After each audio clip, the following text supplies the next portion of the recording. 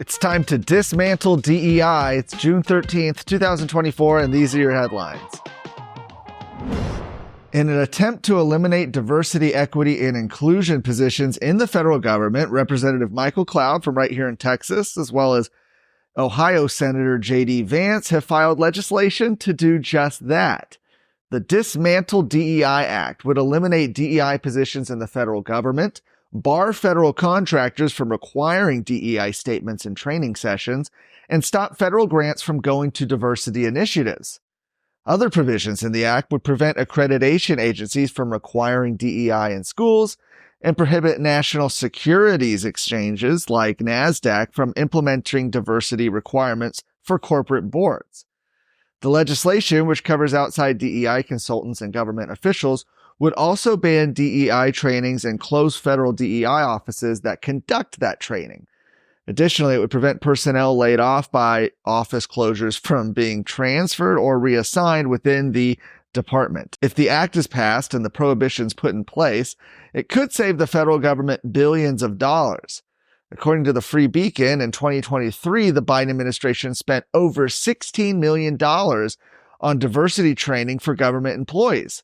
The government then requested another $83 million for DEI programs at the State Department and an additional $9.2 million for the Office of Personnel Management's Office of Diversity, Equity, Inclusion, and Accessibility. A leader in the transnational criminal gang MS-13 has been arrested in Texas after being on the run for more than 3 years.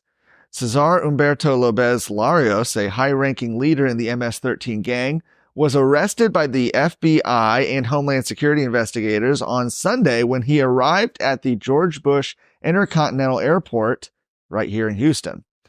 Lopez Larios was charged with conspiracy to provide and conceal material support to terrorists, conspiracy to commit acts of terrorism transcending national boundaries, conspiracy to finance terrorism, and narco-terrorism conspiracy. According to the U.S. Attorney's Office, a federal court in Houston ordered Lopez Larios to be turned over to the Eastern District of New York, where he and 13 other high-ranking MS-13 leaders will be charged with directing the transnational criminal organization's criminal activities in the U.S., El Salvador, Mexico, and elsewhere over the past 2 decades.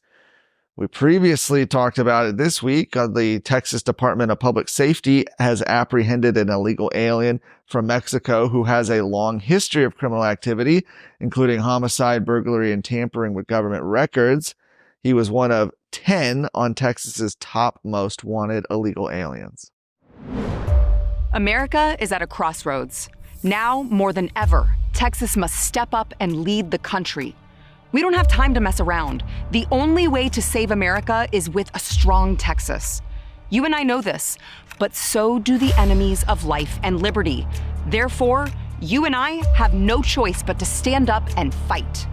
I'm Sarah Gonzalez, and to the enemies of liberty, I say, come and take it.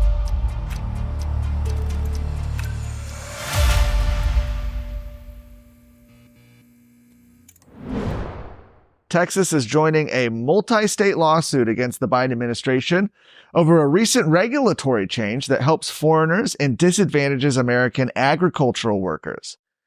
At the heart of the matter is a new U.S. Department of Labor rule that permits foreign nationals working in the agricultural industry under the H-2A guest worker visa program to unionize and engage in collective bargaining. Meanwhile, U.S. nationals are still subject to the standards established in the National Labor Relations Act of 1935, the NLRA, which exempts the agricultural industry from dealing with trade unions and collective bargaining. And the Department of Labor approved the rule on April 29th, pursuant to the Immigration Reform and Control Act of 1986, for its Employment and Training Administration and Wage and Hour Division. It is set to take effect on June 28th, later on this month. However, those plans could be temporarily paused. On Monday of this week, a coalition of 17 state attorneys general, including Ken Paxton here in Texas, argued that the rule directly violates the National Labor Relations Act. They argue that only the U.S. Congress has the authority to change that, and that the new rule creates a precarious situation in which temporary foreign migrant farm workers could unionize while American farm workers can't. They're asking the U.S. District Court in Southern Georgia's Brunswick Division to postpone the rule's effective date, declare it unlawful, issue temporary and permanent injunctions on its implementation, and provide financial relief. For more of today's stories, go to TexasScorecard.com.